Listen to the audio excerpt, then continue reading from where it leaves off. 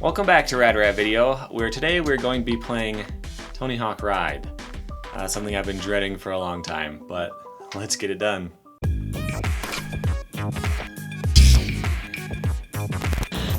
Welcome back to Rad Video, channel all about skateboarding where you can learn all kinds of different things in the skateboarding world. I talk about a lot of skateboarding games. One of my big goals for this channel is to play every single skateboarding game I can find, and unfortunately I was finally able to get my hands on Tony Hawk Ride. Unfortunately for me, a fan of the show contacted me, we did a trade, so now I have the game. I also have Shred, but I have not been looking forward to playing this game because I had it when it came out. And I thought it sucked. I had a really hard time getting through it. I wanted to play it just because it cost so much money. You know, I'm not going to buy the game and then just not play it. I was going to force myself to get my money's worth out of the game. And so it was okay, but I had a pretty tough time getting through it. But I finally got my hands on it again, and I realized something pretty awful. When I got the controller in the mail, it didn't look like the one I had back when it came out. I started to play the game and it didn't really look that familiar. What I realized, unfortunately, is that I actually had Shred back then. I had the much improved sequel. I didn't have the original Ride that got all the horrible reviews. I had Shred, which only had bad reviews. So going back and playing Ride, which I never even played before, I was not at all looking forward to it. It was brutal. But before we get into the game, I want to show you the controller. And I think they spent probably 95% of their time in development of the game working on this controller, because it's actually pretty good. There's not too much to complain about with the actual hardware part of the controller. The way it interacts with the game, well, that's a different story.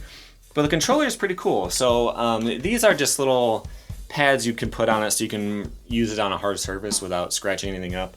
But it has these sensors. There's 4 of them on both rails, and then the nose and the tail. And these, you can move your foot past it to push when you're in the air. If you wave your hand by them, it'll count as a grab.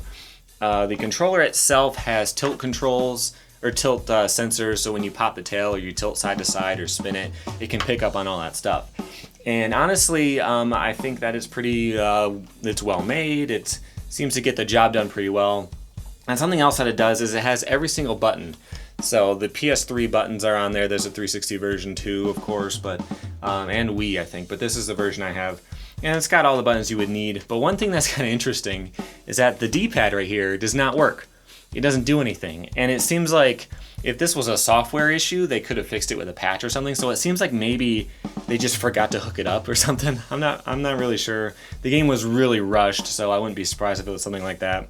But it has this big start button so that you can kick it with your foot while you're standing on the board. For the most part, I just had a second controller hooked up, and I would grab that off the table every time I need to go through the menus and select stuff. But that's the controller. Aside from the D-pad not working, there is one other weird issue. And it's the dongle that it comes with. You need this thing to play the game. At least on the PS3 and the 360. Which I thought was really, really weird, because those systems have cordless controllers. Why do you need a special dongle for it? I don't know. Maybe there's a legitimate reason. Maybe it was just they couldn't figure it out and the deadline was coming, so they had to whip something up real quick. But this thing is impossible to find. If you look up the price of the entire game with the controller and everything, and look up the price of just the dongle, it's pretty much the same thing. People just threw these out. They're gone. It's so hard to find one of these again. But don't bother, because you're not going to want to play it after you see me get through it. So let's get into the game, but before we do, trigger warning for everyone. I'm going to be mongoing a ton in this game. You'll see hundreds of them in the game. Not because I ever actually mongo pushed a single time while I was playing, but I think it's because as I'm standing on the board, my heel hangs off slightly, and it kept tripping this sensor right here. So you're going to see me mongo a ton, but I never once actually did one. That's just one of the very small problems in the game. Let's get into it. So how did this game even come to exist? Well, there were a few things going on at the time that made it seem like a good idea. First was Guitar Hero, which was doing really well. People loved it. Eventually there were games like Rock Band, DJ Hero, all kinds of other games coming out with their own controllers, and some were really successful. So it seemed like a hot market. And the other big thing was that nobody bought Proving Ground. It was not a popular game at all. And with the bigger budgets and the bigger teams needed for this new PS3 generation, they had to reinvent the series somehow. So Activision created Robomoto to get it done, and Robomoto gets a very bad rap among Tony Hawk fans, understandably, but they keep getting put in rough positions. They had to build a team, reinvent skateboard gaming entirely, and get it all shipped within 2 years. So with that in mind, it's an impressive feat, but that doesn't mean I actually want to play it. When you start the game, you have 3 options: casual, confident, and hardcore. Casual is completely on rails, you can only turn at specified forks in the road. Confident will line you up for stuff, but you can tilt to turn, don't try to kick turn though. Hardcore is a hellscape that I don't dare explore. I don't know what it does differently, but I am not gonna find out.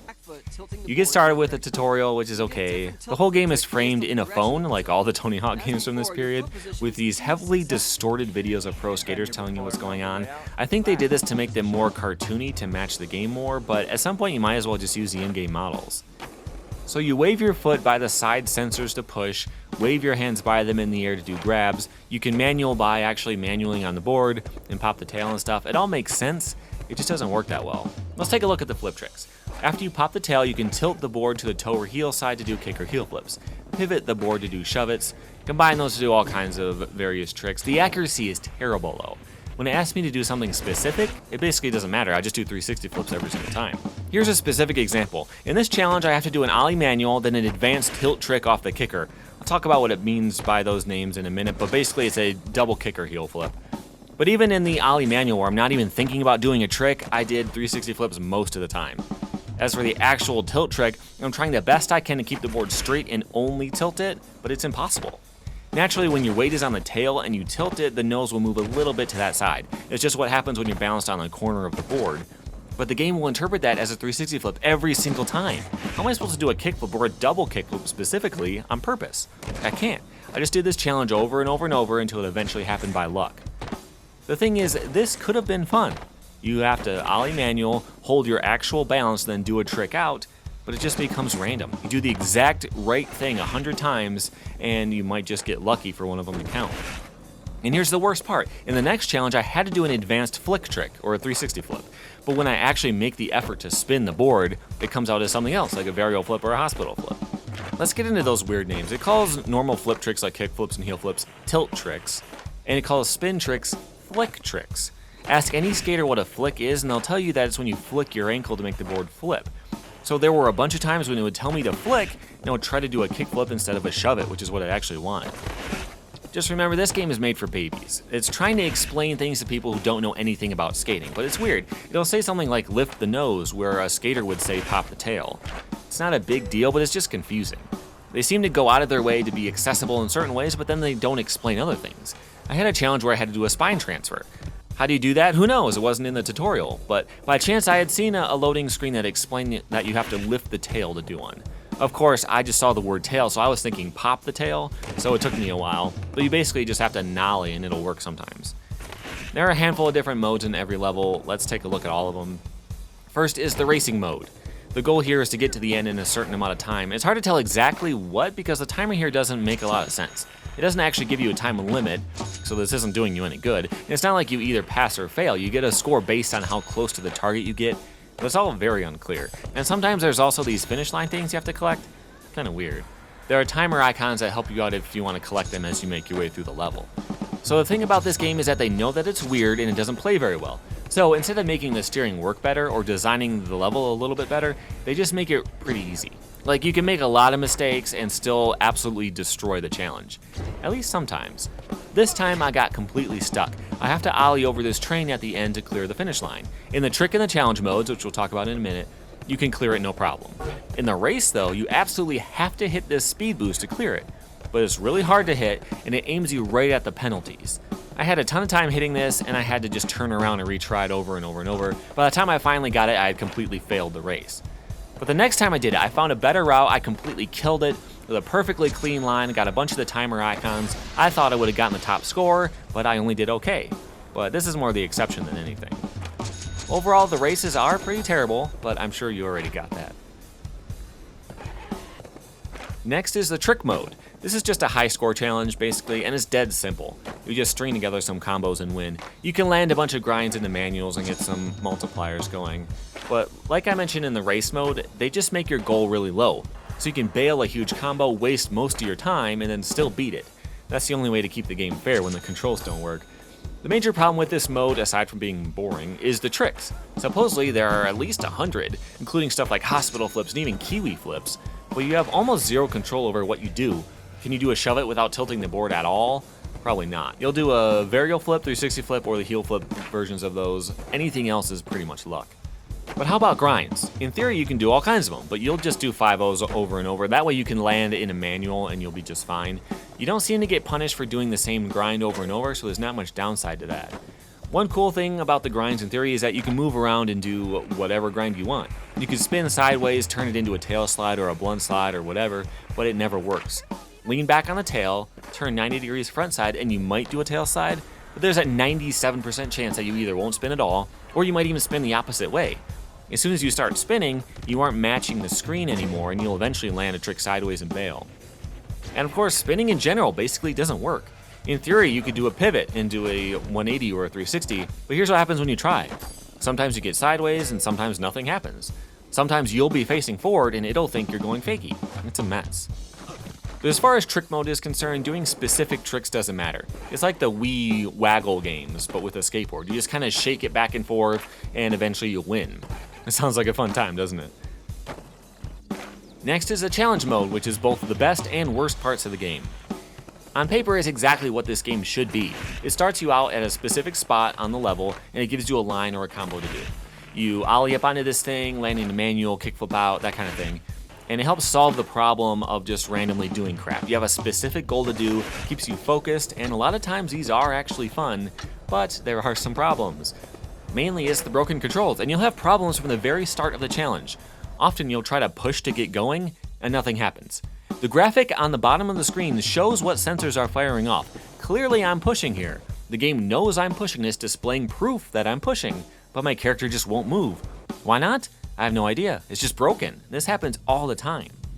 Or how about here? This is a challenge to do a couple of grabs, and grabs never work. I ollie, the grab sensor is picking up my hand, but nothing happens. I'd say if you're in the air and you wave your hand over the sensor, there's about a 25% chance you'll actually do a grab. When it wants you to do 2 in a row, you're basically screwed. Right here, I somehow did an indie grab. I didn't actually come near that sensor at all, though. Or how about this? I have to get 3,000 points in this one area of the level. Here's more than 3,000, but guess what? I failed. I had to do it probably 10 times before it let me continue. But here's the worst one. This challenge, as far as I can tell, is 100% impossible. Here's what you do. Nollie nose grind on the rail, then nollie through 2 of the hoops. The nollie nose grind's no big deal, except that you'll get stuck not pushing a lot of times, and it keeps counting Mongo pushes from something. Maybe I was too close to the wall, I don't know. But this part is pretty easy. Getting the nollie through the hoop is possible, but it's pretty tough. With some practice, I got kind of consistent with it, and I got a ton of practice because the second nollie is impossible. I tried this probably 50 times and got nowhere, and I even cheated. I didn't plan on cheating in any way for this game because I wanted to suffer through it the way it was designed. But for this one, I sat next to the board and did it with my hands, so my timing and my control were perfect. Even so, I never managed to finish this one. It drove me crazy. If this wasn't relatively early in the game, I would have quit by now. There's one more mode, the Halfpipe. You might wonder how you're going to do McTwists and stuff like that with the base controls in the game, and you won't. It's actually got a totally different control scheme. You face the TV sideways, you can lean forward or back to do blunts and nose stalls. To do air tricks, you lean one way or the other and ollie. Your character will just do something random. And this is just like the high score mode, just kind of move the board around and you'll probably beat it. There's one more thing I haven't mentioned yet, which is the menus. This game is super awkward to get around. There are layers and layers of menus that don't make any sense. The game makes you pick a stance every single time. You sit through multiple load screens, then an autosave screen, tons of pop-ups telling you stuff you unlocked. Doesn't even say what, and I couldn't really care less about this stuff anyway. In the end, I got to the level before the last one and I gave up. The difficulty started to get legitimately hard, almost as hard as it should have been if the controls worked. I spent about 4 hours total on the career mode, which is being pretty thorough, going back to clear things better, and I probably could have finished the whole game in that time. And maybe a grand total of 15 minutes of it were mildly enjoyable. And call me crazy, but I don't think that's worth $120. And I've been thinking about what would I do to make this game better if I was in charge of the sequel. what would I want to focus on to make it more playable for people? And what I came up with was, number one, take out every race. The races are awful. Part of the time they make sense. Some of the stages are really narrow and they're long, so it almost works like a race course. Some of them are just squares and you have to collect those finish line icons in any direction that you want. Didn't really talk about that too much in the review, but you can start over here, you can go this way, you can go over there. It doesn't matter. There's no route. You just have to collect stuff. And those all suck because steering is really bad. And I see why they did this, but on the controller, there's a flat spot here in the middle, then there's a line, and then there's a flat angled spot. So you're either flat or you're turning 100% pretty much. You can kind of rock it a little bit, but when you get your actual balance in there, trying to watch the TV and not your board is actually a lot harder than you might think if you haven't played it before. But having any challenge that's based on steering is awful. They should never do it again. That should be cut from the sequel, never talked about, never even considered again. What they need to do is focus on the challenges, which weren't so bad, as long as there's no specific tricks or really narrow spots and stuff where you have to steer again. Have me set up for a spot, tell me I have to ollie over the gap and get a score total. Nothing else. It doesn't have to be a specific type of trick or anything. That's where the game really falls apart. There's an example. When I was playing, I had to ollie manual on this ledge, but the ledge was next to a building and it was just really narrow, and so I had to ollie up, and I wouldn't steer at all to the best of my ability to stay perfectly stable. And I would ollie up, and instead of manualing, I would pop over to the ledge and I would grind on that instead. And so I would fail every single time. It didn't even feel like it was my fault. But why not work with the controller? You can't fix it.